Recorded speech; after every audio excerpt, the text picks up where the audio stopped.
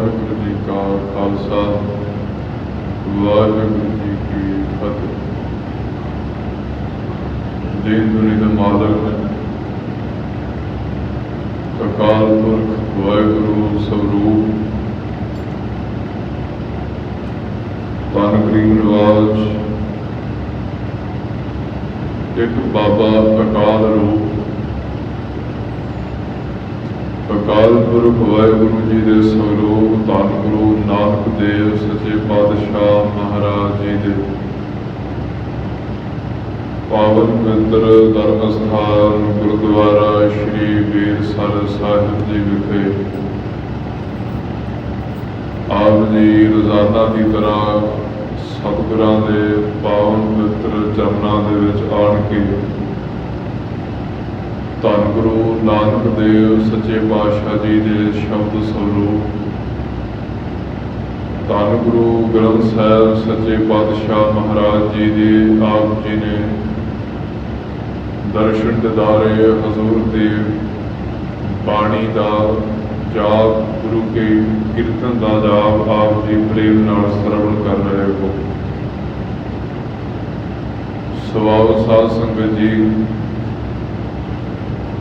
जिस तरह गुरु घर की मर्यादा है कि धन गुरु ग्रंथ साहिब महाराज जी के शब्द की विचार जो लड़ीवार आप जी सतगुरां के चरनां दे विच बैठ के सरवण करते हो, आओ उस विचार की आरंभता करने वास्ते सरीरक तौर पर आप सतगुरां की हजूरी दे विच आण के जुड़ बैठे हाँ। शरीर तो बैठा है तो मन भी गुरु चरनां में जुड़ जाए।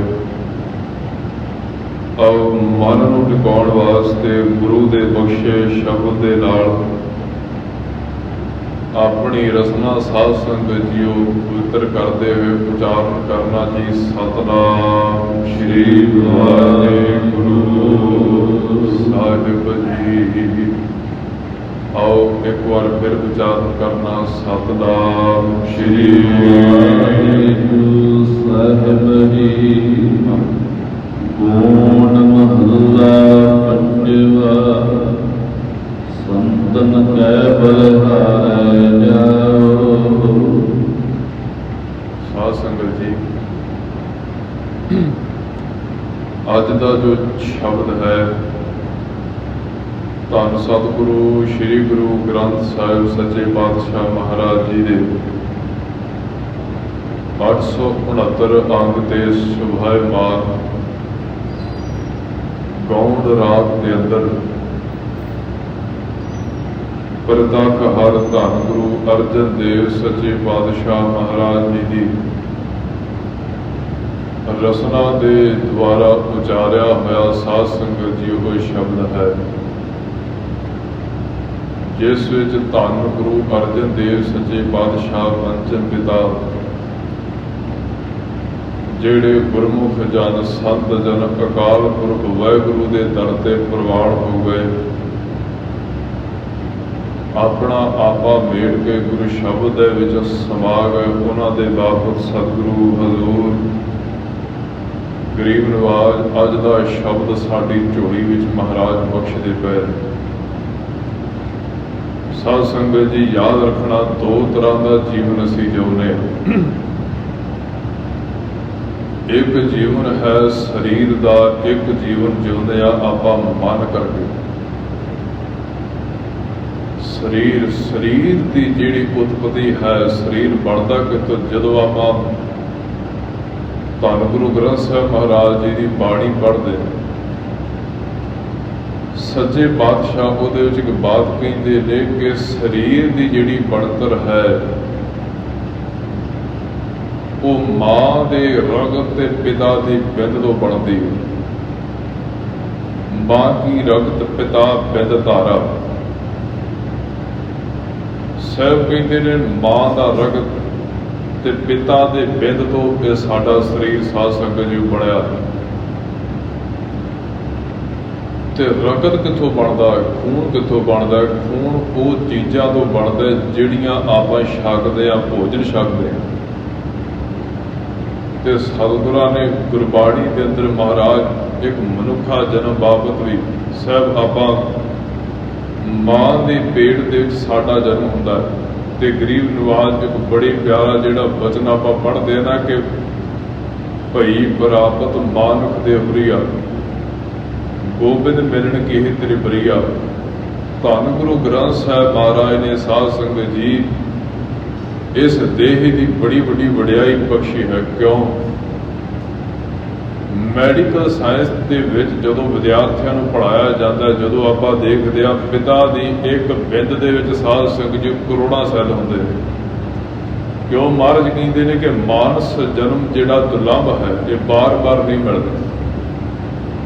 ਸਾਧ ਸੰਗਤ ਜੀ 200 ਮਿਲੀਅਨ ਦੇ ਲਾਗੇ ਸੈੱਲ ਹੁੰਦੇ ਨੇ ਪਿਤਾ ਦੇ ਇੱਕ ਬਿੰਦ ਦੇ ਵਿੱਚ, ਜਿਹੜਾ ਮਾਂ ਦੇ ਗਰਭ ਦੇ ਵਿੱਚ ਜਾਂਦਾ ਹੈ, ਉਹਦੇ ਵਿੱਚੋਂ ਸਿਰਫ ਇੱਕ ਹੀ ਜਨਮ ਲੈਂਦਾ, ਉਹ ਆਪਾਂ ਧਰਤੀ ਤੇ ਬੈਠੇ। ਮਹਾਰਾਜ ਕਹਿੰਦੇ ਗਰਭ ਗਲੇ ਕਈ, ਜਿਹੜੀ ਉਹ ਵੀ ਇੱਕ ਜੂਨ ਹੈ, ਉਹ ਗਰਭ ਦੇ ਵਿੱਚ ਹੀ ਗਲਦਾ। ਤਾਂ ਮਹਾਰਾਜ ਕਹਿੰਦੇ ਨੇ ਜੀਵਨ ਅਮੋਲ ਹੈ। ਸਾਧ ਸੰਗਤ ਜੀ ਆਪਾਂ ਸਿਰਫ ਉਸ ਇੱਕ ਰੇਸ ਲੱਗਦੀ ਹੈ, ਦੌੜ ਦੇ ਵਿੱਚੋਂ ਆਪਾਂ ਜਿੱਤ ਕੇ ਆਏ ਤੇ ਮਹਾਰਾਜ ਕਹਿੰਦੇ ਇਹ ਮੌਕਾ ਸਾਂਭ, ਜਿਹਨੂੰ ਸੱਚੇ ਪਾਤਸ਼ਾਹ ਇੱਦਾਂ ਕਹਿੰਦੇ ਨੇ ਕਿ ਹੀਰੇ ਜੈਸਾ ਜਨਮ ਹੈ ਕੌਡੀ ਬਦਲੇ ਜਾਏ। ਤੋ ਜਿਹੜੀ ਦਾਸ ਬੇਨਤੀ ਕਰਦਾ ਪਿਆ ਸੀ ਸਾਧ ਸੰਗਤ ਜੀ, ਉਹ ਪਿਤਾ ਦੇ ਬਿੰਦ ਤੇ ਮਾਂ ਦੀ ਰਗ ਤੋਂ ਸਾਡਾ ਸਰੀਰ ਬਣਦਾ ਤੇ ਖੂਨ ਕਿੱਥੋਂ ਬਣਦਾ? ਜਿਹੋ ਜਿਹਾ ਆਪਾਂ ਭੋਜਨ ਆਪਣੇ ਅੰਦਰ ਛਕਦੇ ਹਾਂ, ਜਿਹੋ ਜਿਹਾ ਭੋਜਨ ਆਪਾਂ ਆਪਣੇ ਅੰਦਰ ਲੈਂਦੇ, ਉਥੋਂ ਸਾਡੇ ਤਨ ਦਾ ਸਵਰੂਪ ਬਣਦਾ ਹੈ। ਖਿਆਲ ਰੱਖਣਾ, ਮਾੜਾ ਜਿਹਾ ਵੀ ਸਾਧ ਸੰਗਤ ਜੋ ਸਾਡਾ ਖਾਣਾ ਪੀਣਾ ਬਦਲ ਜਾਵੇ ਨਾ, ਸਾਡਾ ਸਰੀਰ ਰੋਗੀ ਹੋ ਜਾਂਦਾ। ਤੇ ਰੋਗੀ ਤਨ ਦੀ ਇਹ ਨਿਸ਼ਾਨੀ ਆ, ਉਸ ਤਨ ਨੂੰ ਸਾਧ ਸੰਗਤ ਜੀ ਭੁੱਖ ਨਹੀਂ ਲੱਗਦੀ। ਤੁਸੀਂ ਕਦੇ ਵੇਖੋ, ਜੇ ਸਰੀਰ ਨੂੰ ਜ਼ਿਆਦਾ ਭੁੱਖ ਲੱਗੇ, ਉਹਨੂੰ ਆਪਾਂ ਮੰਨਦੇ ਹਾਂ ਵੀ ਇਹ ਸਰੀਰ ਜਿਹੜਾ ਤੰਦਰੁਸਤ ਰਹਿੰਦਾ, ਪਰ ਜਿਹੜੇ ਸਰੀਰ ਨੂੰ ਭੁੱਖ ਨਹੀਂ ਲੱਗਦੀ, ਉਹ ਇੱਕ ਬਿਮਾਰੀ ਦੀ ਨਿਸ਼ਾਨੀ ਸਾਧ ਸੰਗਤ ਜੋ ਸਮਝਿਆ ਜਾਂਦਾ ਹੈ ਕਿ ਜਿਹੜਾ ਇਹ ਮਨੁੱਖ ਹੈ ਇਹ ਬਿਮਾਰ ਹੈ। ਕਿਉਂ? ਇਹਦੇ ਅੰਦਰ ਭੁੱਖ ਨਹੀਂ ਲੱਗਦੀ। ਭੁੱਖ ਲੱਗੇਗੀ, ਖਾਣਾ ਖਾਵਾਂਗੇ, ਅੰਦਰ ਰਕਤ ਪੈਦਾ ਹੋਵੇਗਾ, ਖੂਨ ਬਣਦਾ ਹੈ। ਖੂਨ ਤੋਂ ਸਾਧ ਸੰਗਤ ਜੀ ਸਾਰੇ ਸਰੀਰ 'ਚ ਸਰਕੂਲੇਟ ਹੋ ਕੇ ਹੱਡੀਆਂ ਬਣਦੀਆਂ ਨੇ, ਕਈ ਕੁਝ ਬਣਦਾ ਸਾਰੇ। ਇਸ ਤਰ੍ਹਾਂ ਭੋਜਨ ਜਿਹੜਾ ਹੈ, ਜੇ ਇਸ ਤਰ੍ਹਾਂ ਕਹਿ ਲਿਆ ਜਾਏ ਕਿ ਭੋਜਨ ਵੀ ਇੱਕ ਤਨ ਦਾ ਸਵਰੂਪ ਹੈ, ਤੇ ਗੁਰੂ ਕੇ ਸਵਾਰਿਓ ਯਾਦ ਰੱਖਣਾ, ਸਾਹਿਬ ਦੀ ਬਾਣੀ ਕਹਿੰਦੀ ਹੈ ਕਿ ਭੋਜਨ ਜਿਵੇਂ ਮਨ ਦੀ ਖੁਰਾਕ ਹੈ, ਇਸੇ ਤਰ੍ਹਾਂ ਜਿਹੜਾ ਭਜਨ ਹੈ, ਸਿਮਰਨ ਹੈ, ਗੁਰਬਾਣੀ, ਇਹ ਸਾਡੇ ਮਨ ਦੀ ਖੁਰਾਕ ਹੈ। ਭੋਜਨ ਨਾ ਬੰਦੇ ਨੂੰ ਸਾਧ ਸੰਗਤ ਭੁੱਖ ਨਾ ਲੱਗੇ, ਭੋਜਨ ਦੀ ਪ੍ਰਸ਼ਾਦੇ ਬਣ ਦੀ, ਆਪਾਂ ਕਹਿੰਦੇ ਹਾਂ ਜੀ ਬੰਦਾ ਭੁੱਖਾ ਹੈ, ਇਹਨੂੰ ਇਹ ਰੋਗ ਹੈ, ਕੋਈ ਇਹਨੂੰ ਭੁੱਖ ਨਹੀਂ ਲੱਗਦੀ ਪਈ। ਤੇ ਖਿਆਲ ਰੱਖਣਾ, ਜੇ ਸਾਡੇ ਮਨ ਨੂੰ ਗੁਰੂ ਕੀ ਬਾਣੀ ਪੜ੍ਹਨ ਦੀ, ਧੰਨ ਗੁਰੂ ਨਾਨਕ ਦੇਵ ਸੱਚੇ ਪਾਤਸ਼ਾਹ ਜੀ ਦੇ ਦਰਸ਼ਨ ਕਰਨ ਦੀ ਪਿਆਸ ਅੰਦਰ ਨਹੀਂ ਲੱਗੀ, ਯਾਦ ਰੱਖਣਾ ਮਨ ਸਾਡਾ ਕਿਤੇ ਨਾ ਕਿਤੇ ਰੋਗੀ ਜ਼ਰੂਰ ਹੈ। ਜਿਸ ਮਨ ਨੂੰ ਆਪਾਂ ਇੱਕ ਭਜਨ ਪੜ੍ਹਦੇ ਹਾਂ ਸੱਚੇ ਪਾਤਸ਼ਾਹ ਜੀ ਦਾ, ਸਾਚੇ ਨਾਮ ਕੀ ਲਾਗੈ ਭੂਖ, ਉਤ ਭੁੱਖ ਹੈ ਖਾਏ ਚੱਲਿਆ ਦੁੱਖ। ਭੁੱਖ ਲੱਗਣੀ ਬੰਦੇ ਨੂੰ, ਆਪਾਂ ਕਿਸੇ ਨਾ ਕਿਸੇ ਚੀਜ਼ ਦੀ ਭੁੱਖ, ਆਪਾਂ ਕਹਿੰਦੇ ਜੀ ਬੰਦੇ ਦਾ ਮਨ ਭੁੱਖਾ ਰੱਜਦਾ ਨਹੀਂ। ਸਾਧ ਸੰਗਤ ਜੀ ਮਨ ਕੀ ਹੈ? ਮਨ ਦਾ ਸਵਰੂਪ ਕਹਿ ਲਈਏ, ਜਿਵੇਂ ਸਾਡੇ ਮਨ ਦੇ ਵਿੱਚ ਵੱਖੋ ਵੱਖਰੇ ਵਿਚਾਰ ਚੱਲਦੇ ਨੇ, ਜਿਵੇਂ ਇਹ ਵੀ ਅਤ ਕਤਰੀ ਨਹੀਂ। ਜੇ ਆਪਾਂ ਇਹਨੂੰ ਇੱਦਾਂ ਕਹਿ ਲਈਏ ਕਿ ਅਸੀਂ ਕੇਵਲ ਤਨ ਨਹੀਂ, ਕੇਵਲ ਸਰੀਰ ਨਹੀਂ, ਅਸੀਂ ਸਾਧ ਸੰਗਤ ਜੀ ਉਹ ਕੁਝ ਹਾਂ ਜੋ ਸਾਡਾ ਮਨ ਹੈ। ਬਾਹਰੀ ਤੌਰ ਤੇ ਕੋਈ ਬੰਦਾ ਸਰੀਰ ਦੇ ਉੱਤੇ ਸੋਹਣੇ ਕੱਪੜੇ ਪਾ ਲਵੇ, ਸੋਹਣਾ ਸਰੂਪ ਹੋਵੇ ਉਹਦਾ, ਆਪਾਂ ਕਹਿੰਦੇ ਹਾਂ ਜੀ ਬੰਦਾ ਬੜਾ ਸੋਹਣਾ, ਪਰ ਜਦੋਂ ਅਗਲੇ ਦੇ ਵਿਚਾਰ ਸੁਣਦੇ ਆ, ਅਗਲੇ ਦਾ ਜੀਵਨ ਵੇਖੀਦਾ ਹੈ, ਤੇ ਬੰਦਾ ਕਹਿੰਦਾ ਯਾਰ ਇਹਦਾ ਬਾਹਰਲਾ ਕੱਪੜਾ ਹੀ ਸੋਹਣਾ, ਅੰਦਰੋਂ ਬੰਦਾ ਮੈਲਾ, ਮਨ ਮੈਲਾ ਹੈ। ਤਨ ਜਿਹਨੂੰ ਮਹਾਰਾਜ ਕਹਿੰਦੇ ਨੇ ਨਾ, ਜੀਓ ਨਿਰਮਲ ਵਾਹਿਗੁਰੂ ਜੀਓ ਮੈਲੇ ਬਾਹਰੋਂ ਨਿਰਮਲ। ਬਾਹਰੋਂ ਤਾਂ ਸਰੀਰ ਦੀ ਸਫਾਈ ਹੈ, ਪਰ ਅੰਦਰ ਮਨ ਦੀ ਸਫਾਈ ਕੋਈ ਨਹੀਂ। ਅਸੀਂ ਬੜਾ ਸਰੀਰ ਨੂੰ ਸਾਧ ਸੰਗਤ ਜੀ ਵੇਖੋ ਸਵਾਰਦੇ ਆ, ਧੋਣੇ ਆ, ਚਾਹੀਦਾ ਸਵਾਰਨਾ ਸਰੀਰ, ਪਰ ਗਰੀਬ ਨਵਾਜ਼ ਕਹਿੰਦੇ ਨੇ ਇਹ ਚੀਜ਼ ਤਾਂ ਥਿਰ ਨਹੀਂ ਰਹਿਣ ਵਾਲੀ। ਮਹਾਰਾਜ ਕਹਿੰਦੇ ਨੇ ਨਾ, ਕੱਪੜ ਰੂਪ ਸੁਹਾਵਣਾ ਛੜ ਦੁਨੀਆ ਅੰਦਰ ਜਾਵਣਾ। ਝੂਠ ਕੂੜ ਉਹ ਚੀਜ਼ ਹੈ ਜਿਹੜੀ ਸਦਾ ਟਿਕਦੀ ਨਹੀਂ, ਬਦਲਦੀ ਰਹਿੰਦੀ ਹੈ। ਮਹਾਰਾਜ ਤਾਂ ਹੀ ਆਸਾ ਦੀ ਵਾਰ ਦੇ ਅੰਦਰ ਸੱਚੇ ਪਾਤਸ਼ਾਹ ਕੂੜ ਰਾਜਾ, ਕੂੜ ਪ੍ਰਜਾ, ਕੂੜ ਸਭ ਸੰਸਾਰ ਵਾਲਾ। ਜਦੋਂ ਆਪਾਂ ਸ਼ਬਦ ਪੜ੍ਹਦੇ ਆ ਉੱਥੇ ਕੂੜ ਦਾ ਅਰਥ ਹੈ ਝੂਠ। ਜਿਹੜੀ ਚੀਜ਼ ਇੱਕ ਥਾਂ ਤੇ ਸਾਹ ਸੁਝ ਟਿਕੇ ਨਹੀਂ ਰਹਿੰਦੀ। ਸਰੀਰ ਦਾ ਸਰੂਪ ਅਸੀਂ ਦੇਖਦੇ ਅੱਜ ਜਿਹੜੇ ਬਜ਼ੁਰਗ ਨੇ ਜਵਾਨੀ ਵੇਖੀ, ਸਾਡੇ ਵਰਗਿਆਂ ਨੇ ਬਚਪਨ ਵੇਖਿਆ, ਬਦਲਦਾ ਜੀ, ਬਦਲਦੀ ਜਿਹੜੀ ਚੀਜ਼ ਰਹਿੰਦੀ। ਤੋ ਸਾਧ ਸੰਗਤ ਜੀ ਮਨੁੱਖ ਉਹ ਚੀਜ਼ ਹੈ ਜੋ ਇਹਦਾ ਮਨ ਹੈ। ਤਨ ਨੂੰ ਕੇਵਲ ਬੰਦਾ ਨਾ ਸਮਝ ਲੈਣਾ। ਤਨ ਬਿਮਾਰ ਦੀ ਨਿਸ਼ਾਨੀ, ਇਹਨੂੰ ਭੋਜਨ ਦੀ ਭੁੱਖ ਨਹੀਂ ਲੱਗਦੀ। ਮਨ ਬਿਮਾਰ ਦੀ ਨਿਸ਼ਾਨੀ ਹੈ ਸਾਧ ਸੰਗਤ ਜੀ ਅੰਦਰ ਭਜਨ ਦੀ, ਅੰਦਰ ਬੰਦਗੀ ਦੇ, ਅੰਦਰ ਸਿਮਰਨ ਦੀ ਭੁੱਖ ਨਹੀਂ। ਅਸੀਂ ਜੋ ਕੁਝ ਹਾਂ ਸਾਧ ਸੰਗਤ ਜੋ ਸਾਡੇ ਮਨ ਦੇ ਵਿਚਾਰਾਂ ਕਰਕੇ ਅਸੀਂ ਜੋ ਕੁਝ ਚੱਕੀ ਫਿਰਦੇ ਆ, ਬੰਦੇ ਦੇ ਮਨ ਦਾ ਸਰੂਪ। ਅਸੀਂ ਇੱਕ ਵਿਚਾਰ ਹਾਂ ਜਿੱਦਾਂ ਦਾ। ਹੁਣ ਆਪਾਂ ਕਈ ਵਾਰ ਕਹਿੰਦੇ ਜੀ ਫਲਾਣੇ ਬੰਦੇ ਦਾ ਜੀਵਨ ਬਦਲ ਗਿਆ, ਗੁਰੂ ਨਾਨਕ ਸਾਹਿਬ ਨੇ ਜੀਵਨ ਬਦਲੇ। ਇਹ ਦਾਸ ਤਾਂ ਇਹ ਬੇਨਤੀ ਕਰ ਰਿਹਾ ਕਿਉਂਕਿ ਸਾਧ ਸੰਗਤ ਜਿਉ ਸੰਤਨ ਕੈ ਬਲਿਹਾਰੇ ਜਾਓ। ਮਹਾਰਾਜ ਕਹਿੰਦੇ ਮੈਂ ਸੰਤਾਂ ਤੋਂ ਬਲਿਹਾਰ ਜਾਣਾ, ਸੰਤਾਂ ਤੋਂ ਵਾਰ ਨਹੀਂ ਜਾਣਾ। ਤੇ ਸੰਤ ਸਾਧ ਸੰਗਤ ਜੀ ਕੇਵਲ ਕਿਸੇ ਨੇ ਸੋਹਣੀ ਗੋਲ ਦਸਤਾਰ ਬੰਨ ਲਈ, ਲੰਮਾ ਚੋਲਾ ਪਾ ਲਿਆ, ਕਿਸੇ ਵੀ ਰੰਗ ਦਾ, ਨੀਲਾ, ਭਗਵਾ, ਚਿੱਟਾ, ਕਾਲਾ, ਜਿਹੜੇ ਮਰਜ਼ੀ ਰੰਗ ਦਾ ਪਾ ਲਿਆ। ਪਰ ਗੁਰੂ ਕੇ ਸਵਾਰਿਓ ਸੰਤ ਕੇਵਲ ਬਾਹਰੀ ਤੌਰ ਤੇ ਤਨ ਦੇ ਕੱਪੜਿਆਂ ਦਾ ਨਾਂ ਨਹੀਂ, ਤੇ ਨਾ ਹੀ ਬਾਹਰਲੇ ਤੌਰ ਤੇ ਤਨ ਦੀ ਕਿਰਿਆ ਦਾ ਨਾਂ ਹੈ। ਸੰਤ ਦਾ ਸਾਧ ਸੰਗਤ ਜੀਓ ਇੱਕ ਬੰਦੇ ਦਾ ਸੁਭਾਅ ਹੈ। ਵੇਖੋ ਜਿਹੜਾ ਬਾਣਾ ਤਨ ਦਾ ਹੈ ਨਾ ਸਾਧ ਸੰਗਤ ਜੀ, ਇਹਦਾ ਵੀ ਆਪਣਾ ਸਰੂਪ ਹੈ। ਜਿਹਨੂੰ ਮਹਾਰਾਜ ਇਹ ਗੁਰਮੁਖ ਇੱਕ ਭਜਨ ਕਹਿੰਦੇ ਨੇ, ਬਾਣੀ ਬਾਣਾ ਪੰਖ ਪਛਾਨੋ, ਸਿੱਖ ਗੁਰੂ ਕਾ ਪੰਛੀ ਜਾਨੋ। ਧਾਰਮਿਕ ਬਾਣੀ ਤੋਂ ਬਗੈਰ ਬੰਦਗੀ ਵੀ ਨਹੀਂ ਆਪਾਂ ਕਰ ਸਕਦੇ। ਇਹ ਸਾਧ ਸੰਗਤ ਜੀਓ ਗੱਲ ਪੱਕੀ ਹੈ। ਬਾਣਾ ਬੰਦਗੀ ਕਿੱਦਾਂ ਬਣਦਾ? ਮੰਨ ਲਓ ਆਪਾਂ ਧਾਰਮਿਕ ਬਾਣਾ ਪਾਇਆ, ਕਿਸੇ ਨੇ ਚੋਲਾ ਪਾਇਆ, ਸ਼੍ਰੀ ਸਾਹਿਬ ਭਾਈ, ਕੋਈ ਵੀ ਧਾਰਮਿਕ ਆਪਾਂ ਬਾਣਾ ਪਾ ਲਿਆ, ਤੇ ਇੱਕ ਤਾਂ ਦੋ ਮਨੁੱਖੀ ਸੁਭਾਅ ਨੇ। ਇੱਕ ਤਾਂ ਉਹ ਮਨ ਹੈ ਜਿਹੜਾ ਕਹਿੰਦਾ ਕੋਈ ਗੱਲ ਨਹੀਂ, ਧਰਮ ਦੇ ਨਾਂ ਦੇ ਹੇਠ ਜੋ ਮਰਜ਼ੀ ਕੰਮ ਕਰੀ ਚਲੋ, ਪਰਦਾ ਪਾ ਲਈਏ ਆਪਣੇ ਗੁਨਾਹਾਂ ਉੱਤੇ, ਮਾੜੇ ਕੰਮ ਜਿੱਦਾਂ ਮਰਜ਼ੀ ਕਰੀ ਜਾਓ। ਜਿਵੇਂ ਸੱਜਣ ਠਾ ਕਰਦਾ ਸੀ ਧੰਨ ਗੁਰੂ ਨਾਨਕ ਮਹਾਰਾਜ।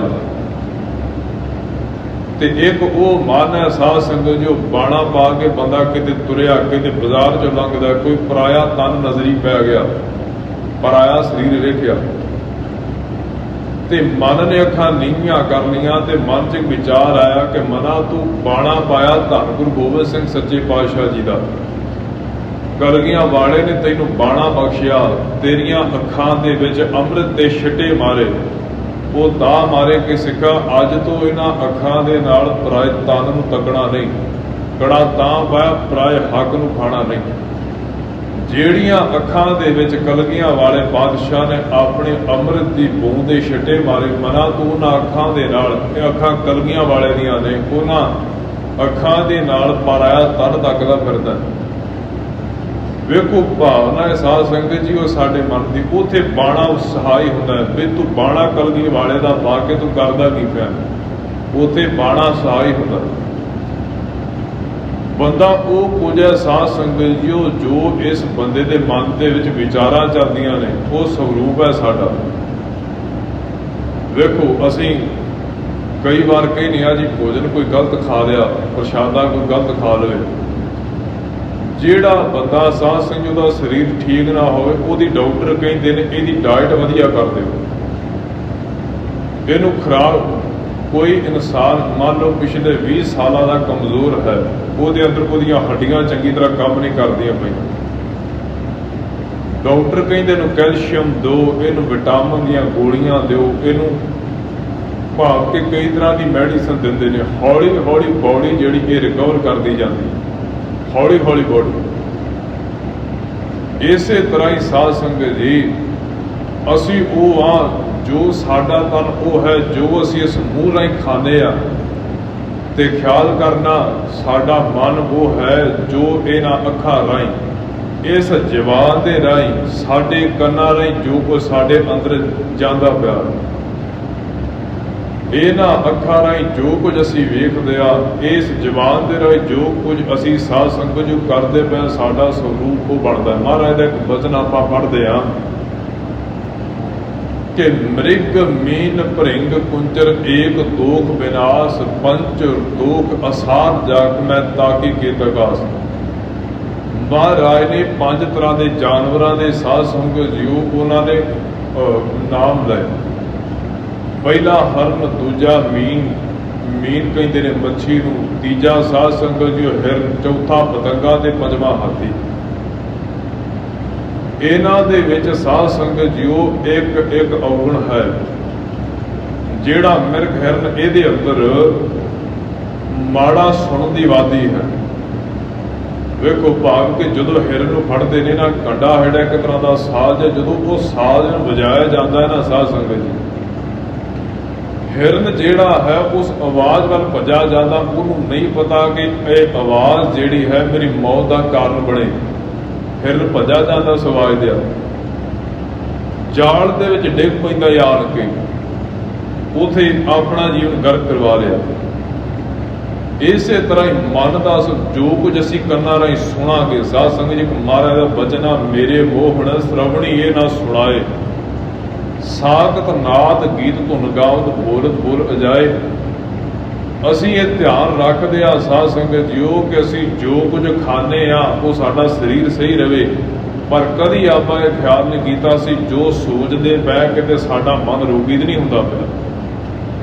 ਸਾਹਿਬ ਕਹਿੰਦੇ ਜੋ ਜੋ ਦੀਸਿਆ ਸੋ ਸੋ ਰੋਗੀ, ਰੋਗ ਰਹਿਤ ਮੇਰਾ ਸਤਿਗੁਰ ਜੋਗੀ। ਕਿਉਂ?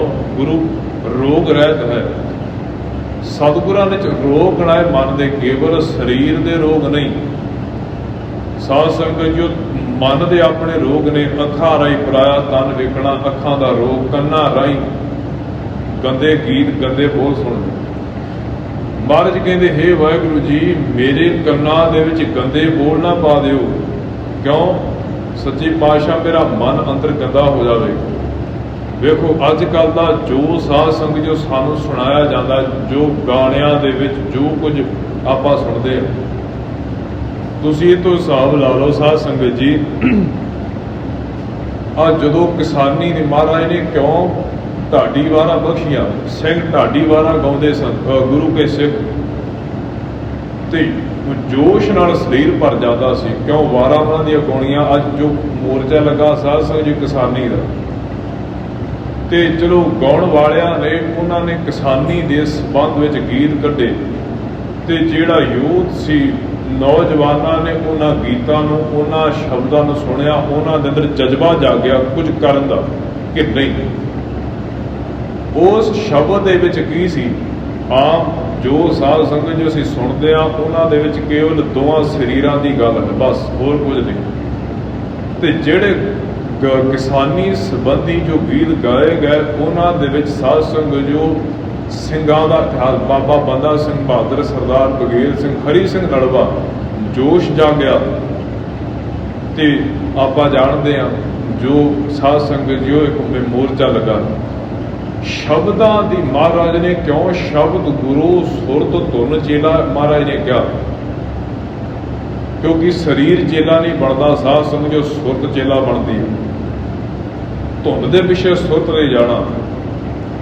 ਸੋ ਜਿਹੜੀ ਮੈਂ ਬੇਨਤੀ ਕਰ ਰਿਹਾ ਸੀ, ਹਿਰਨ ਜਿਹੜਾ ਹੈ ਆਵਾਜ਼ ਨੂੰ ਸੁਣ ਕੇ ਸਾਧ ਸੰਗਤ ਜੀਓ ਉਹ ਆਪਣੀ ਮੌਤ ਵੱਲ ਚਲਿਆ ਜਾਂਦਾ। ਇਸੇ ਤਰ੍ਹਾਂ ਅਸੀਂ ਕੰਨਾਂ ਰਾਹੀਂ ਜਿਹੋ ਜਿਹੇ ਸ਼ਬਦ ਪਾਵਾਂਗੇ, ਜਿਹੋ ਜਿਹਾ ਅਸੀਂ ਜ਼ੁਬਾਨ ਰਾਹੀਂ ਬੋਲਾਂਗੇ, ਅੱਖਾਂ ਨਾਲ ਦੇਖਾਂਗੇ। ਕਿਉਂਕਿ ਸਾਧ ਸੰਗਤ ਜੀ ਸਾਧੂ ਇੱਕ ਬੜੀ ਪਿਆਰੀ ਬਾਤ ਕਹਿੰਦੇ ਨੇ ਕਿ ਜਿਹੜਾ ਬੰਦਾ ਆਪਣੀਆਂ ਅੱਖਾਂ ਦੇ ਕੰਟਰੋਲ ਕਰ ਗਿਆ, ਸਾਡੇ ਮਨ ਦੀ ਮੈਲ ਨਾ ਬਹੁਤਾਤ ਦੇ ਵਿੱਚ ਸਾਧ ਸੰਗਤ ਜੀ ਅੱਖਾਂ ਰਾਹੀਂ ਅੰਦਰ ਜਾਂਦੀ ਹੈ। ਜੀਵਨ ਦਾ 80% ਹਿੱਸਾ ਕਰ क्योंकि जो कोई एक मान लो सीधे शब्दां 'च कोई शरीर नूं वेख्या आपां पराए तन नूं, अखां ਉਹ मैला अंदर मैल इकट्ठी करदियां रहियां।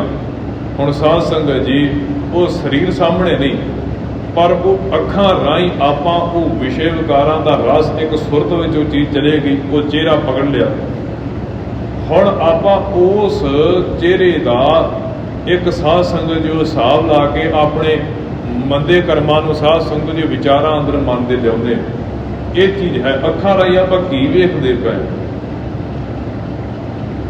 जिस तरह साध संगत जी कोई भी आप खाना खाने देखते हैं शरीर में किस तरह का असर होएगा, इस तरह ही जो असी सोचते हैं साढ़े अंदर जदा, पर सोच का मटीरियल की आप दें कच्चा माल। जिवें कोई चीज़ तैयार करनी होए ना, पहला वेख्या जाता है इसका जो कच्चा माल है, कच्चा रॉ मटीरियल है, ये चंगी क्वालिटी का है कि नहीं।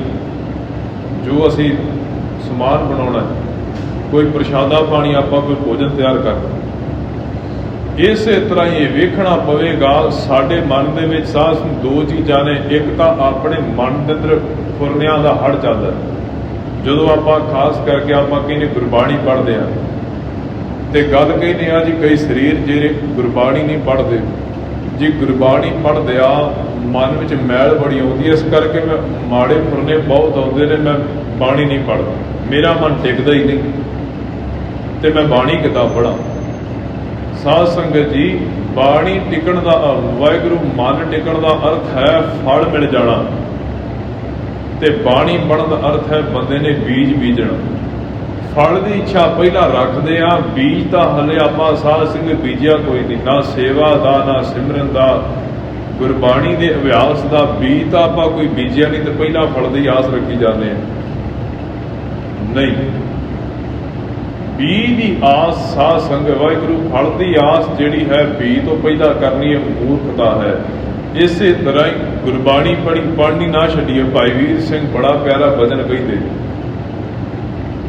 वो कहते ने नाम जपना बाणी पढ़नी छड्डो ना, ਜਿਹੜੇ ਤੁਰਦੇ ਰਹਿਣਗੇ ਹੌਲੀ ਹੌਲੀ ਹੌਲੀ ਹੌਲੀ ਸਫ਼ਰ ਤੈਅ ਕਰ ਲੈਣਗੇ। ਜਿਹੜਾ ਇੱਕ ਤਾਂ ਤੇ ਮੰਨ ਲਓ ਕਿਸੇ ਨੇ ਸ਼੍ਰੀ ਅੰਮ੍ਰਿਤਸਰ ਸਾਹਿਬ ਜਾਣਾ, ਉਹ ਰਾਹ ਬਿਆਸ ਵਿੱਚ ਰੁਕ ਜਾਵੇ ਜਾ ਕੇ ਤੇ ਅੱਗੇ ਤੁਰੇ ਨਾ, ਇੱਕ ਬੰਦਾ ਹੌਲੀ ਹੌਲੀ ਇੱਕ ਕਦਮ ਦੋ ਕਦਮ ਤੁਰਦਾ ਤੁਰਦਾ ਪਹੁੰਚ ਗਿਆ। ਜਿਹੜਾ ਤੁਰਿਆ ਹੁਣ ਸੰਤ ਕੀ ਹੈ ਸਾਧ ਸੰਗਤ ਜੀ, ਉਹ ਸੰਤ ਤੁਰ ਪਿਆ ਹੈ। ਸੰਤ ਨੇ ਵੇਖ ਲਿਆ एक तो वह ना साध संगत जी महाराज कहते जन परोपकारी है कि जोड़े तुरों ही आते हैं, एक जिन्होंने गुरु बख्श के बना दिता, जेडे पहला पद ते साध संगत जी मत यह डरिया करिए महाराज मैं पापी बना जी, मैं तो बख्शिया कितों जाऊँगा, मेरे वर्गा पाप। ये भावना सिख के अंदर चाहिए, हाओ पापी तू बख्शण हार, मैं पापी, ये भावना चाहिए। ये मन की एक मुढ़ली अवस्था है। जदों असी बेनतियां दे नाल निमरता दे नाल पातशाह अगे झुकदे, ये बड़ी प्यारी है भी साध संगत बेदड़ियां जोदड़ियां की अवस्था है।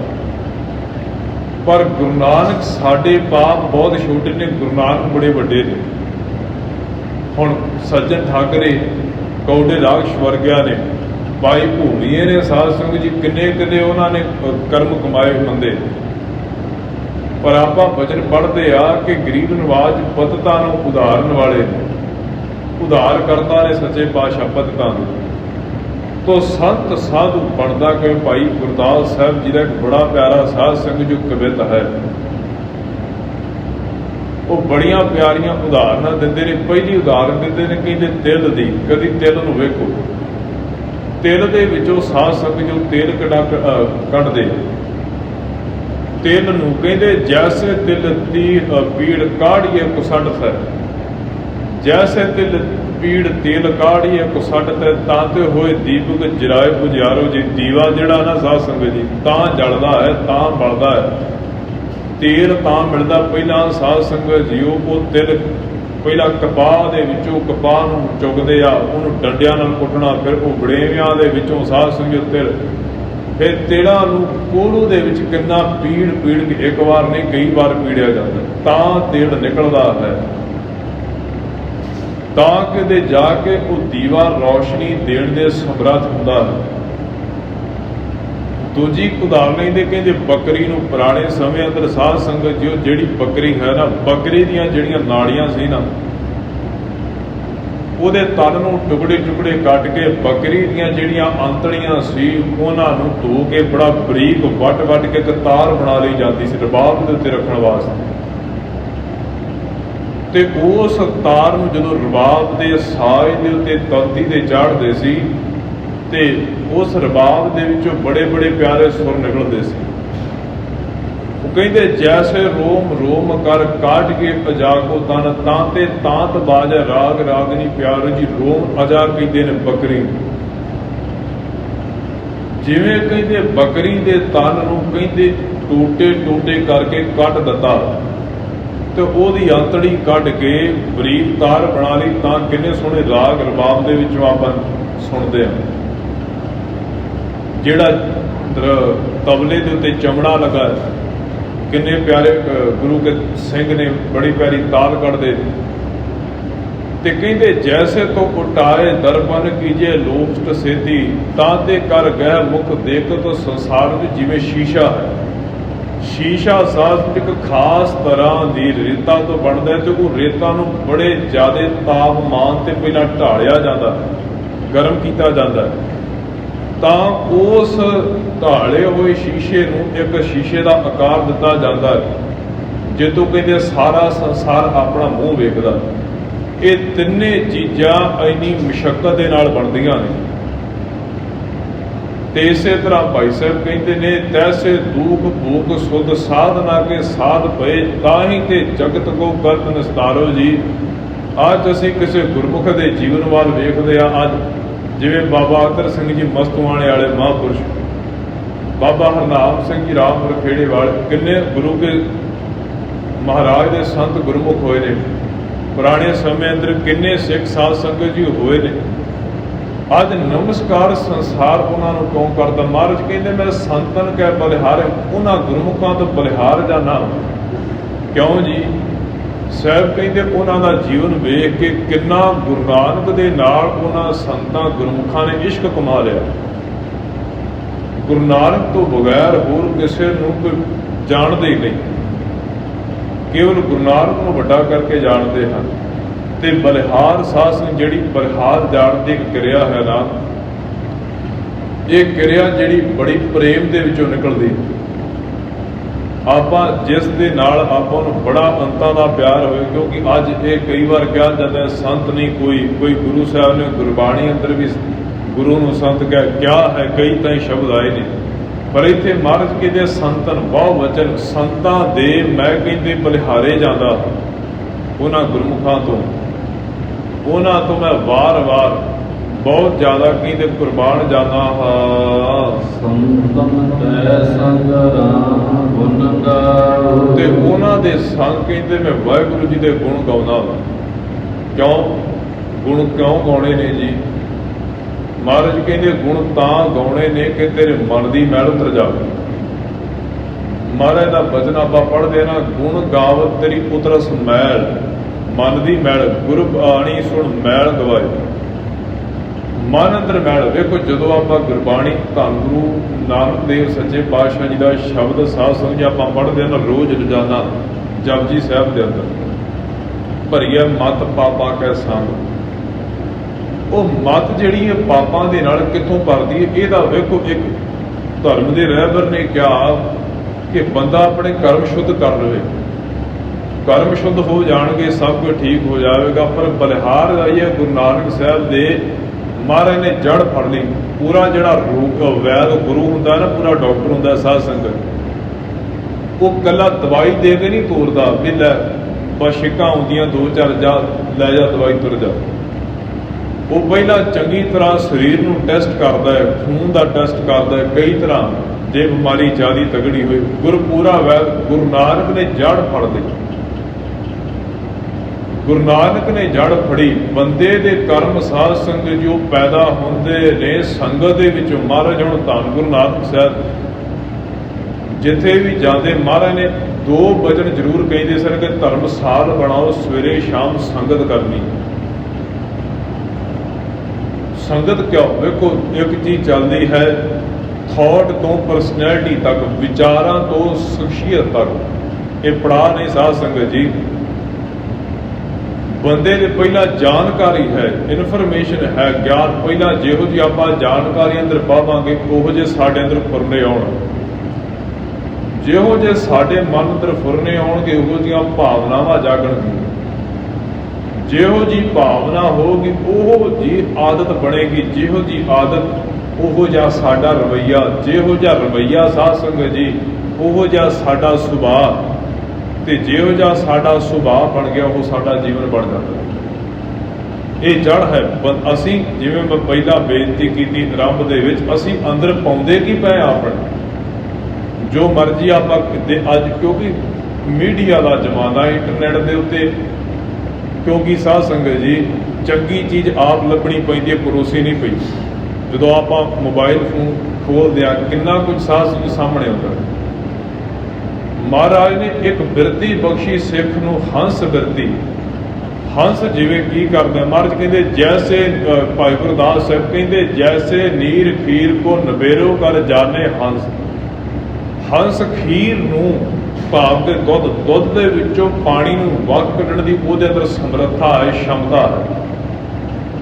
ਉਹ ਚੁੰਝ ਪਾਵੇ, ਦੁੱਧ ਦਾ ਦੁੱਧ ਤੇ ਪਾਣੀ ਦਾ ਪਾਣੀ ਕਰ ਦਿੰਦਾ। ਸਿੱਖ ਨੂੰ ਹੁਣ ਗੁਰਬਾਣੀ ਮਹਾਰਾਜ ਨੇ ਕਿਉਂ ਬਖਸ਼ੀ? ਕੋਈ ਵੀ ਕਰਮ ਕਮਾਉਣ ਤੋਂ ਪਹਿਲਾਂ ਸਿੱਖ ਦੇਖ ਲਵੇ, ਆ ਜਿਹੜਾ ਮੈਂ ਕੰਮ ਕਰਨ ਲੱਗਾ ਇਹ ਗੁਰੂ ਨੂੰ ਭਾਵੇਗਾ ਕਿ ਨਹੀਂ ਭਾਵੇਗਾ, ਗੁਰੂ ਸਾਹਿਬ ਨੂੰ ਚੰਗਾ ਲੱਗੇਗਾ ਕਿ ਨਹੀਂ ਲੱਗੇਗਾ। ਜਿਹੋ ਜਿਹਾ ਜਿਹੋ ਜਿਹਾ ਅਸੀਂ ਗਿਆਨ ਅੰਦਰ ਲੈ ਗਏ। ਮੰਨ ਲਓ ਇੱਕ ਬੰਦਾ ਸਾਧ ਸੰਗਤ ਜੀ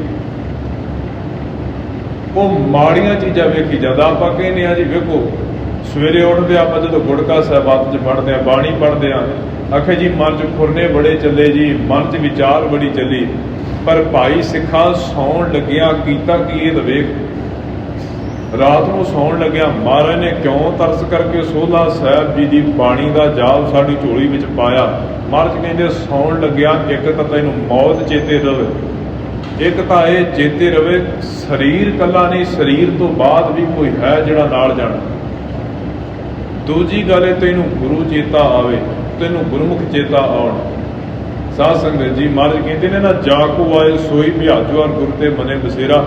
ਗੁਰੂ ਚੇਤਾ ਕਰਾ ਕੇ ਸੁੱਤਾ ਕਿਤੋਂ ਗੁਰੂ ਚਰਨਾਂ ਵਿੱਚ ਜੁੜ। ਜਦੋਂ ਸਿੱਖ ਨਾਮ ਜਪਦਾ ਸੌਂ ਗਿਆ, ਅਵਚੇਤਨ ਮਨ ਦੇ ਵਿੱਚ ਸਾਧ ਸੰਗਤ ਜੀ ਨਾਮ ਵਸ ਗਿਆ।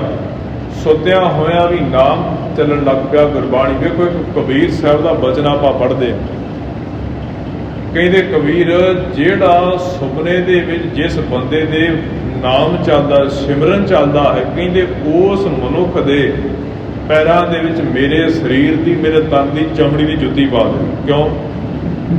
ਸਾਧ ਸੰਗਤ ਜੀ ਯਾਦ ਰੱਖਣਾ, ਅਸੀਂ ਜਿੱਦਾਂ ਮਰਜ਼ੀ ਹੁਣ ਤੁਰੇ ਫਿਰੀਏ, ਆਪਣੇ ਆਪ ਨੂੰ ਸਾਫ਼ ਸੁਥਰੇ ਕਹੀਏ, ਅਸਲੀ ਮਨ ਦਾ ਉਦੋਂ ਪਤਾ ਲੱਗਦਾ ਜਦੋਂ ਆਪਾਂ ਰਾਤ ਨੂੰ ਸੁੱਤੇ ਪਏ ਹੁੰਦੇ। ਕਿਉਂ?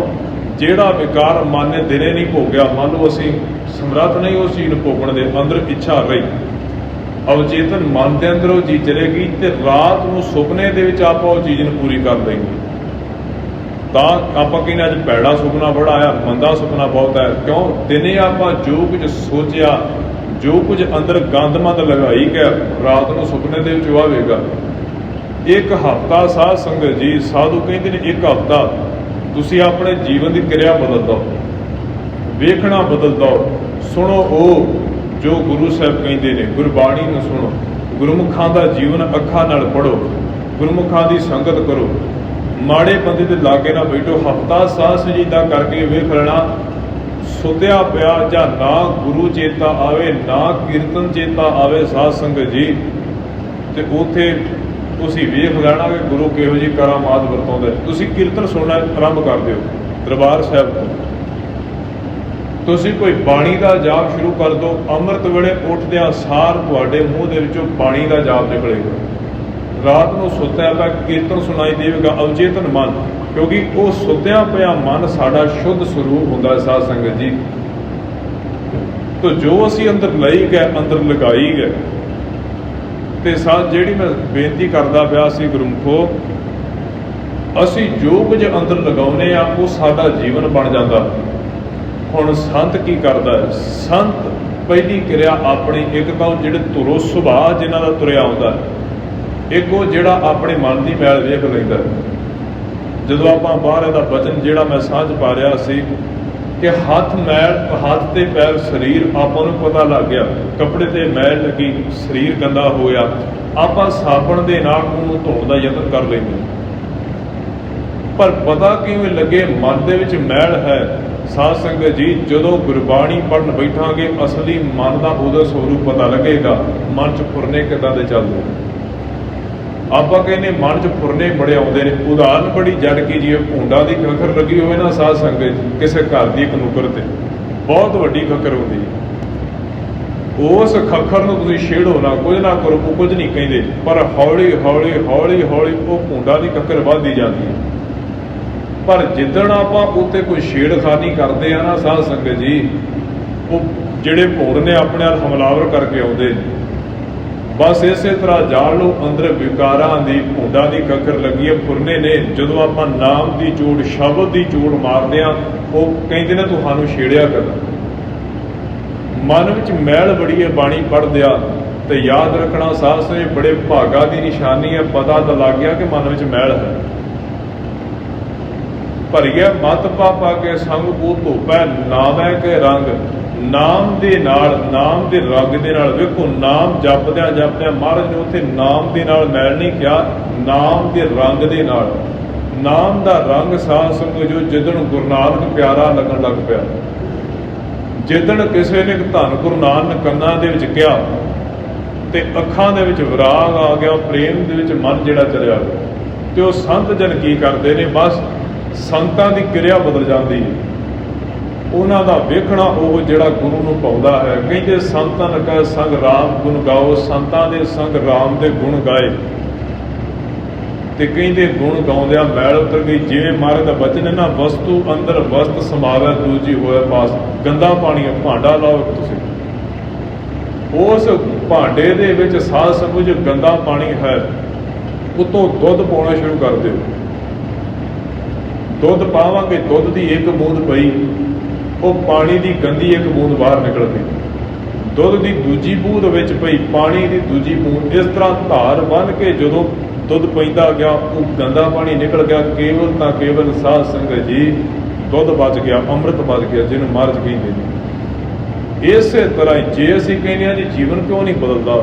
ਬਦਲੇਗਾ ਤਾਂ ਪਹਿਲਾਂ ਵੇਖੀਏ ਸਾਡਾ ਵੇਖਣਾ ਕਿੱਦਾਂ ਦਾ ਹੈ, ਸਾਡਾ ਸੁਣਨਾ ਕਿੱਦਾਂ ਦਾ ਹੈ, ਸਾਡਾ ਉਹ ਜੀਵਨ ਹੈ ਜਿਹੜਾ ਗੁਰੂ ਨਾਨਕ ਨੂੰ ਪਾਉਂਦਾ ਹੈ। ਮਹਾਰਾਜ ਕਹਿੰਦੇ ਕਿ ਉਹਨਾਂ ਤੋਂ ਮੈਂ ਸੰਤਾਂ ਤੋਂ ਬਲਿਹਾਰ ਤਾਂ ਜਾਂਦਾ ਹਾਂ। ਗੁਰੂ ਨੇ ਗੁਰਮੁਖ ਦੀ ਸੰਗਤ ਬਖਸ਼ੀ, ਸੰਤਾਂ ਦੀ ਸੰਗਤ ਬਖਸ਼ੀ। ਸੰਤਾਂ ਨੇ ਦੱਸ ਦਿੱਤਾ ਤੇਰੇ ਅੰਦਰ ਆ ਰੋਗ ਨੇ। ਤੇ ਇਸੇ ਤਰ੍ਹਾਂ ਪਾਤਸ਼ਾਹ ਕਹਿੰਦੇ ਨੇ ਗੁਣ ਗਾਉਂਦਿਆਂ ਗਾਉਂਦਿਆਂ ਕਹਿੰਦੇ ਉਹ ਗੋਬਿੰਦ ਦਾ ਰੂਪ ਬਣ ਗਿਆ, ਅੰਦਰ ਗੁਣ ਆ ਗਏ, ਵਾਹਿਗੁਰੂ ਦੇ ਮੈਲ ਚਲੇ ਗਈ। ਤੇ ਕਹਿੰਦੇ ਕਿ ਸੰਤ ਦੇ ਪ੍ਰਸਾਦ ਦੇ ਨਾਲ, ਕਿਰਪਾ ਦੇ ਨਾਲ ਸਾਰੇ ਕਿਲਵਿਕ ਅੰਦਰੋਂ ਲੈ ਗਏ।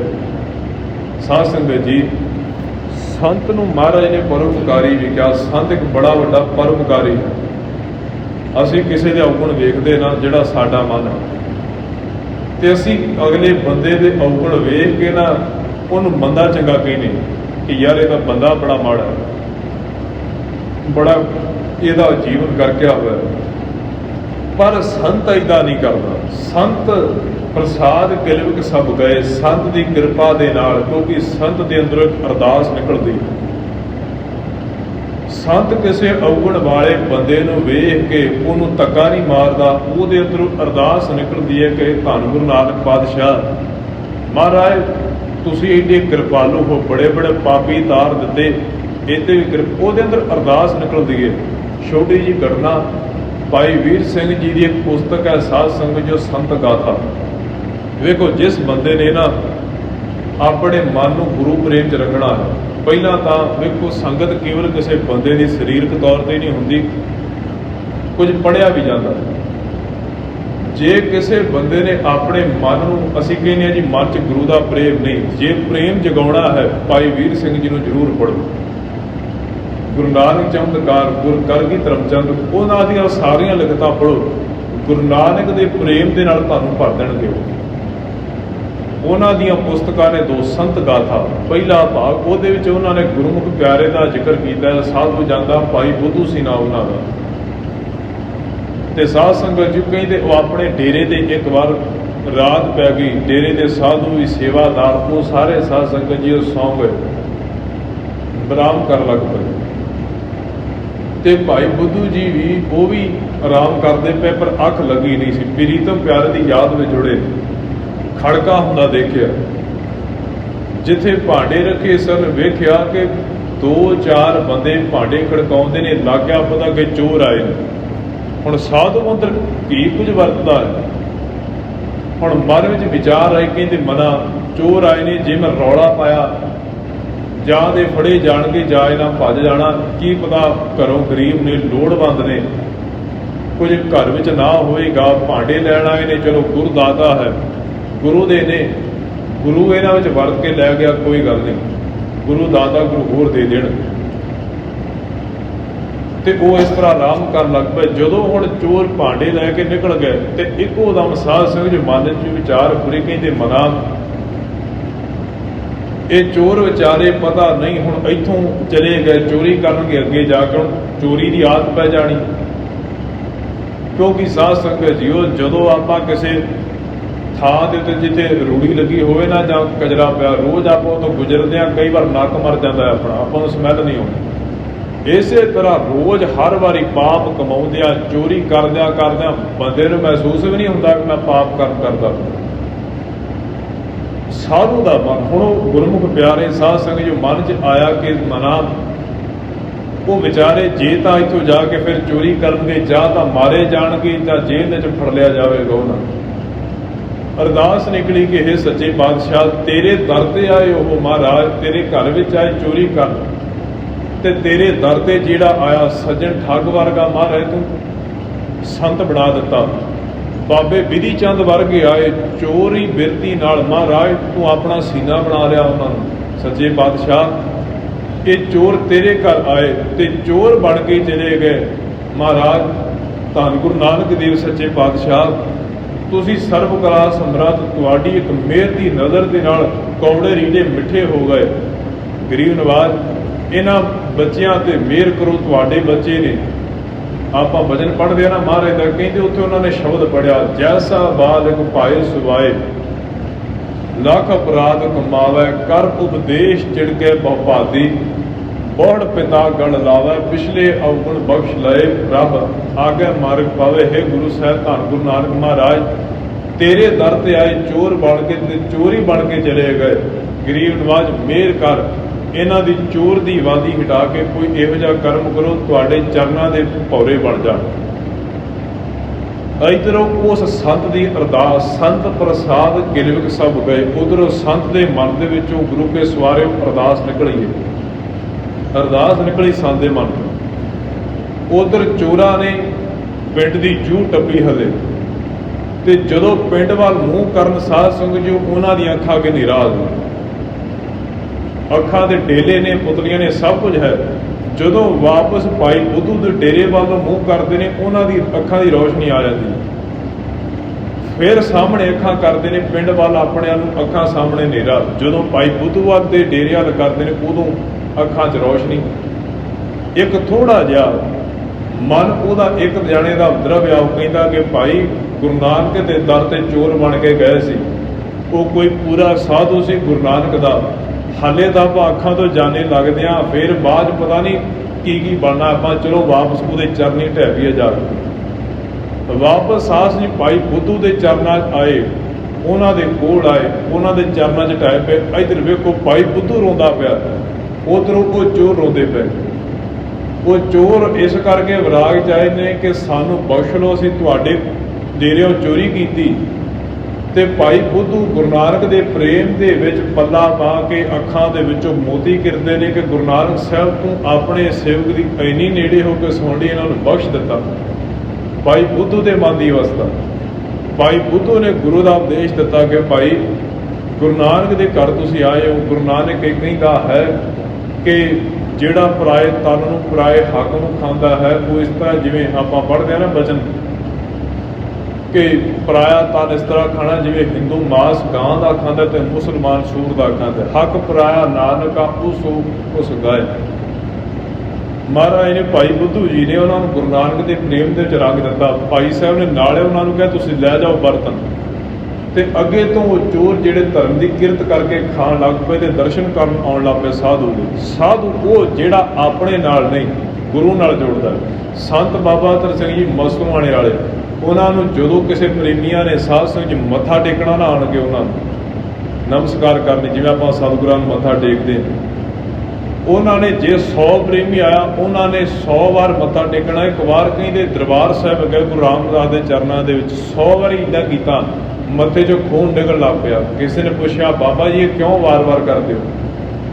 ਉਹ ਕਹਿੰਦੇ ਭਾਈ ਸਿੱਖਾ ਤੈਨੂੰ ਨਹੀਂ ਪਤਾ, ਮੈਂ ਕਰਜ਼ਾ ਗੁਰੂ ਰਾਮਦਾਸ ਨੂੰ ਦੇਣ ਆਇਆ। ਸੰਗਤ ਮੈਨੂੰ ਨਹੀਂ ਮੈਨੂੰ ਮੱਥਾ ਟੇਕਦੀ ਏ, ਪਰ ਇਹ ਮੱਥਾ ਮੈਨੂੰ ਨੂੰ ਗੁਰੂ ਰਾਮਦਾਸ ਨੂੰ ਟਿਕਦਾ। ਸੰਤ ਆਪਣੇ ਆਪ ਨੂੰ ਮੱਥਾ ਨਹੀਂ ਟਿਕਾਉਂਦਾ, ਕੋਈ ਭੇਖੀ ਜ਼ਰੂਰ ਟਿਕਾ ਲੈਂਦਾ। ਸੰਤ ਜਾਣਦਾ ਕਿ ਮੇਰਾ ਵਜੂਦ ਕੇਵਲ ਗੁਰੂ ਕਰਕੇ, ਜੇ ਗੁਰੂ ਨਿਕਲ ਗਿਆ ਮੇਰੀ ਹਸਤੀ ਖਤਮ। ਤੋ ਸੰਤ ਪ੍ਰਸਾਦ ਕਿਰਪਕ ਸਭ ਗਏ। ਸੰਤ ਦੀ ਕਿਰਪਾ ਦੇ ਨਾਲ, ਸੰਗਤ ਦੇ ਨਾਲ ਅੰਦਰ ਦੇ ਦੁੱਖ ਖਤਮ ਹੋ ਜਾਂਦੇ ਹਨ।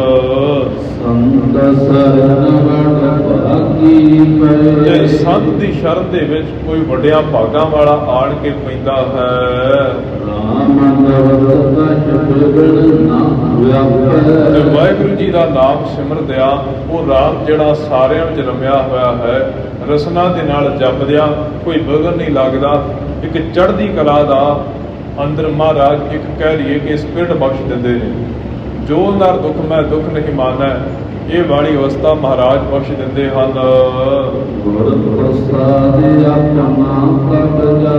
ਤੇ ਗੁਰੂ ਦੀ ਕਿਰਪਾ ਦੇ ਨਾਲ ਸਾਧ ਸੰਗਤ ਜੀ ਵੇਖੋ ਹਰ ਥਾਂ ਪ੍ਰਸਾਦ। ਜਦੋਂ ਆਪਾਂ ਧੰਨ ਗੁਰੂ ਗ੍ਰੰਥ ਸਾਹਿਬ ਜੀ ਦੀ ਬਾਣੀ ਪੜ੍ਹਦੇ ਆ ਨਾ, ਵਾਰ-ਵਾਰ ਪ੍ਰਸਾਦ ਦਾ ਜ਼ਿਕਰ ਆਉਂਦਾ ਹੈ। ਗੁਰ ਪ੍ਰਸਾਦ ਗੁਰੂ ਦੀ ਕਿਰਪਾ ਦੇ ਨਾਲ। ਤੇ ਸਤਿਗੁਰਾਂ ਦੇ ਕੋਲੋਂ ਸਤਿਗੁਰਾਂ ਦੀ ਕਿਰਪਾ ਢਹਿ ਕੇ ਮੰਗਿਆ ਕਰੀਏ। ਮਹਾਰਾਜ ਕਹਿੰਦੇ ਨੇ ਗਰੀਬ ਨਵਾਜ ਦੀ ਕਿਰਪਾ ਦੇ ਨਾਲ, ਗੁਰੂ ਦੇ ਪ੍ਰਸਾਦ ਦੇ ਨਾਲ ਹੀ ਆਪਣੇ ਵਾਹਿਗੁਰੂ ਨੂੰ ਜਪਿਆ ਜਾ ਸਕਦਾ ਹੈ। ਸ਼ਰਾਬ ਦੇ ਕੇ ਕਿਰਪਾ ਕਰ ਰਹੇ ਹਨ। ਤੇ ਜਦੋਂ ਕਹਿੰਦੇ ਵਾਹਿਗੁਰੂ ਦਿਆਲ ਹੋਏ, ਜਦੋਂ ਸਤਿਗੁਰੂ ਅਕਾਲ ਪੁਰਖ ਵਾਹਿਗੁਰੂ ਤਰੁੱਠੇ, ਤੇ ਗੁਰਮੁਖਾਂ ਦੇ ਚਰਨਾਂ ਦੀ ਧੂੜੀ ਕਹਿੰਦੇ ਬਖਸ਼ਦੇ ਨੇ, ਉਹਨਾਂ ਦੀ ਸੰਗਤ ਬਖਸ਼ ਦਿੰਦੇ ਹਨ। ਤੇ ਕਾਮ ਤੇ ਕ੍ਰੋਧ ਇਹ ਤਨ ਤੋਂ ਚਲਿਆ ਗਿਆ। ਕਿਉਂ? ਸੰਗਤ ਕੀਤੀ, ਅੰਦਰੋਂ ਵਿਚਾਰਾਂ ਨਹੀਂ ਜਾਂਦੀਆਂ। ਹੁਣ ਆਪਾਂ ਕਾਮ ਦੀਆਂ ਵਿਚਾਰਾਂ ਪੜ੍ਹਦੇ ਹਾਂ, ਅਸ਼ਲੀਲ ਚੀਜ਼ਾਂ ਵੇਖਣੀਆਂ, ਉਹ ਵਿਚਾਰਾਂ ਅੰਦਰ ਜਾਣੀਆਂ, ਉਹੋ ਜਿਹਾ ਜੀਵਨ ਬਣ ਜਾਣਾ। ਜਿਹੋ ਜਿਹਾ ਖਾਧਾ ਉਹੋ ਜਿਹਾ ਤਨ, ਜਿਹੋ ਜਿਹਾ ਸੋਚਿਆ ਉਹੋ ਜਿਹਾ ਮਨ। ਤੇ ਕ੍ਰੋਧ ਵੀ ਬੰਦੇ ਨੂੰ ਦੋ ਤਰੀਕਿਆਂ ਨਾਲ ਆਉਂਦਾ। ਜਾਂ ਤਾਂ ਸਾਡੀ ਕੋਈ ਵਾਸ਼ਨਾ ਪੂਰੀ ਨਹੀਂ ਹੁੰਦੀ, ਜਾਂ ਕੋਈ ਬੰਦਾ ਸਾਡੇ ਲੋਭ ਦੇ ਵਿੱਚ ਅੜਿੱਕਾ ਬਣਦਾ। ਆਪਾਂ ਨੂੰ ਤਾਂ ਸਾਹਸ ਨੇ ਕ੍ਰੋਧ ਆਉਂਦਾ ਹੈ। ਮਹਾਰਾਜ ਕਹਿੰਦੇ ਨੇ ਨਾ, ਕਾਮ ਕ੍ਰੋਧ ਕਾਇਆ ਕੋ ਗਲ, ਸਰੀਰ ਨੂੰ ਗਾਲਦੇ ਨੇ। ਬਹੁਤਾ ਕ੍ਰੋਧੀ ਬੰਦਾ ਜਦੋਂ ਸਰੀਰਕ ਵਿੱਚ ਹਾਈ ਬਲੱਡ ਪ੍ਰੈਸ਼ਰ ਹੁੰਦਾ ਹੈ, ਹਾਰਟ ਰੇਟ ਵੱਧਦਾ ਹੈ, ਬੰਦੇ ਦੇ ਜੋ ਅਡਰਨਲ ਜੋ ਹਾਰਮੋਨ ਹੈ ਉਹ ਰਿਲੀਜ਼ ਜਦੋਂ ਹੁੰਦਾ ਹੈ, ਤਾਂ ਮਰਜ ਕਹਿੰਦੇ ਕਾਇਆ ਗਲ ਜਾਂਦੀ ਹੈ। ਕਾਮ ਕ੍ਰੋਧ ਕਾਇਆ ਕੋ ਗਲ ਹੈ। ਗਲ ਹੈ ਦਰ ਸਾਧ ਸੰਗਤ ਜੀ ਉਹ ਚੀਜ਼ ਜਿਹੜੀ ਪਈ ਤਾਂ ਹੈ, ਉਹਦੀ ਹੋਂਦ ਹੈ, ਪਰ ਦੇਖਣ ਨੂੰ ਚੰਗੀ ਨਹੀਂ ਲੱਗਦੀ। ਆਪਾਂ ਕੋਈ ਫਲ ਹੈ ਸਾਧ ਸੰਗਤ, ਆਲੂ ਗਲਿਆ ਹੋਇਆ ਆਲੂ ਕਿੰਨਾ ਮੁਸ਼ਕ ਮਾਰਦਾ। ਆਲੂ ਸਾਫ਼ ਹੋਵੇ ਉਹਨੂੰ ਧੋ ਕੇ ਬਣਾ ਕੇ ਛਕ ਲਈਦਾ। ਗਲਿਆ ਹੋਇਆ ਆਲੂ ਮੁਸ਼ਕ ਮਾਰਦਾ। ਇਸੇ ਤਰ੍ਹਾਂ ਹੀ ਜਿਸ ਬੰਦੇ ਦੇ ਅੰਦਰ ਮਹਾਰਾਜ ਕਹਿੰਦੇ ਕਾਮ ਕ੍ਰੋਧ ਹੱਦ ਦਰਜੇ ਤੋਂ ਵੱਧ ਗਏ, ਉਹਦਾ ਜੀਵਨ ਗਲ ਗਿਆ। ਉਹਦਾ ਜੀਵਨ ਸਾਧ ਸੰਗਤ ਜੋ ਜੀਵਨ ਤਾਂ ਗਲਣਾ ਸੀ, ਉਹਦਾ ਸਰੀਰ ਵੀ ਗਲ ਗਿਆ। ਸਰੀਰ ਦੇ ਅੰਦਰ ਕਿੰਨੇ ਘਾਤਕ ਰੋਗ ਲੱਗ ਜਾਂਦੇ। ਤਾਂ ਮਹਾਰਾਜ ਕਹਿੰਦੇ ਇਸੇ ਤਰ੍ਹਾਂ ਕਾਮ ਕ੍ਰੋਧ ਇਸ ਤਨ ਤੇ ਜਾਏ। ਕਾਮ ਕ੍ਰੋਧ ਤਨ ਵਿੱਚੋਂ ਨਿਕਲ ਗਿਆ। ਕਿਉਂ? ਅੰਦਰ ਖਾਣਾ ਹੀ ਨਹੀਂ ਕਾਮ ਕ੍ਰੋਧ ਨੂੰ ਉਹੋ ਜਿਹਾ ਮਿਲਦਾ ਪਿਆ, ਵਿਚਾਰ ਹੀ ਨਹੀਂ ਅੰਦਰ ਉਹੋ ਜਿਹੀ ਮਿਲਦੀ ਪਈ ਇਸ ਕਾਮ ਕ੍ਰੋਧ ਨੂੰ। ਰਾਮ ਰਤਨ ਵਸੈ ਮਨਿ ਆਏ। ਤੇ ਰਾਮ ਨੂੰ ਜਪਦਿਆਂ ਜੋ ਰਾਮ ਦਾ ਰਤਨ ਹੈ, ਨਾਮ ਹੈ, ਹਿਰਦੇ 'ਚ ਵਸ ਗਿਆ। ਸਫਲ ਜਨਮ ਦਾਤਾ ਪਰਮਾਨ। ਤੇ ਉਹਨਾਂ ਦਾ ਆਉਣਾ ਹੋਇਆ ਸਫਲ ਹੈ, ਉਹਨਾਂ ਦਾ ਇਸ ਦੁਨੀਆ ਤੇ ਆਉਣਾ ਹੋਇਆ ਸਫਲ। ਮਹਾਰਾਜ ਕਹਿੰਦੇ ਨੇ ਨਾ, ਕਿ ਉਹਨਾਂ ਦਾ ਆਇਆ ਹੋਇਆ ਸਫਲਤਾ ਹੋ ਭੋਗਣੀਆਂ, ਜਾਸ ਰਸਨ ਹਰ ਹਰ ਮੁਖ ਪਣੀਆਂ। ਉਹਨਾਂ ਦਾ ਆਇਆ ਹੋਇਆ ਵੀ ਪ੍ਰਵਾਨ ਹੈ ਪਾਰ ਬ੍ਰਹਮ ਨਿਕਟ ਕਰ ਜਾਨ। ਤੇ ਉਹ ਸਦਾ ਹੀ ਅਕਾਲ ਪੁਰਖ ਵਾਹਿਗੁਰੂ ਦੀ ਹਜ਼ੂਰੀ ਵਿੱਚ ਰਹਿੰਦੇ ਹਨ। ਭਾਏ ਭਗਤ ਪ੍ਰਭ ਕੀਰਤਨ ਲਾਗੈ। ਤੇ ਸਦਾ ਹੀ ਕਹਿੰਦੇ ਭਗਤੀ ਕਰਦੇ ਨੇ ਭਾਈ ਦੇ ਨਾਲ।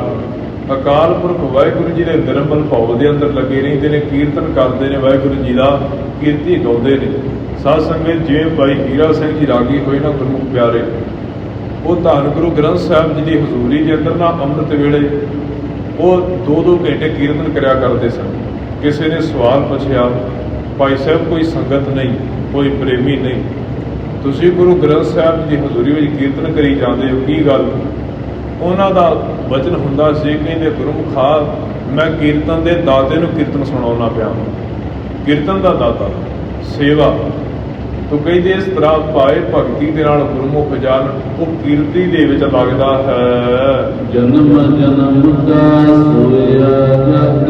ਜਨਮਾਂ ਜਨਮਾਂ ਦੇ ਅੰਦਰ ਜਿਹੜੇ ਸੰਸਕਾਰ ਇਕੱਠੇ ਕੀਤੇ ਨੇ ਨਾਮ ਦੇ ਨਾਲ ਸੜ ਜਾਂਦੇ ਨੇ। ਇਸ ਵਾਸਤੇ ਬੰਦੇ ਦੀ ਚਾਹ ਖੁੱਲ੍ਹਦੀ ਹੈ। ਚਰਨ ਕਮਲ ਜਨ ਦਾ ਆਧਾਰ। ਉਹਨਾਂ ਗੁਰਮੁਖਾਂ ਦਾ ਸੰਤਾਂ ਦਾ ਆਧਾਰ ਕੇਵਲ ਅਕਾਲ ਪੁਰਖ ਵਾਹਿਗੁਰੂ ਜੀ ਦੇ ਚਰਨ ਹੁੰਦੇ ਨੇ, ਗੁਣ ਹੁੰਦੇ ਨੇ ਗੋਬਿੰਦ ਦੇ। ਗੁਣ ਗੋਬਿੰਦ ਰਹੁ ਸੱਚ ਵਾਪਾਰ। ਤੇ ਵਪਾਰੀ ਨੇ, ਸੱਚ ਦੇ ਵਪਾਰੀ ਨੇ, ਉਹ ਕੇਵਲ ਗੋਬਿੰਦ ਦੇ ਗੁਣ, ਝੂਠ ਦਾ ਵਪਾਰ ਨਹੀਂ ਕਰਦੇ।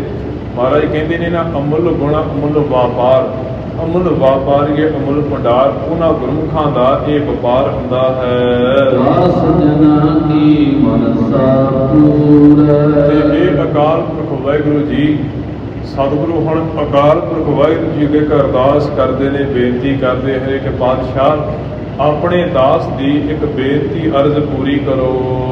ਨਾਨਕ ਸੁਖ ਪਾਵੈ ਜਨ ਤੂੰ। ਤੇ ਕਿਰਪਾ ਕਰੋ ਗਰੀਬ ਨਵਾਜ, ਤੁਹਾਡਾ ਇਹ ਦਾਸ ਨਾਨਕ ਤੁਹਾਡੇ ਗੁਰਮੁਖਾਂ ਦੀ, ਸਾਧੂ ਜਨਾਂ ਦੀ ਧੂੜ ਮੰਗਦਾ, ਜਿਨ੍ਹਾਂ ਮਿਲਿਆ ਤੇਰਾ ਨਾਮ ਚਿਤ ਆਵੇ। ਅੰਤਰਜਾਮੀ ਪੁਰਖ ਵਿਦਾਤੇ ਸ਼ਰਧਾ ਮਨ ਕੀ ਪੂਰੇ।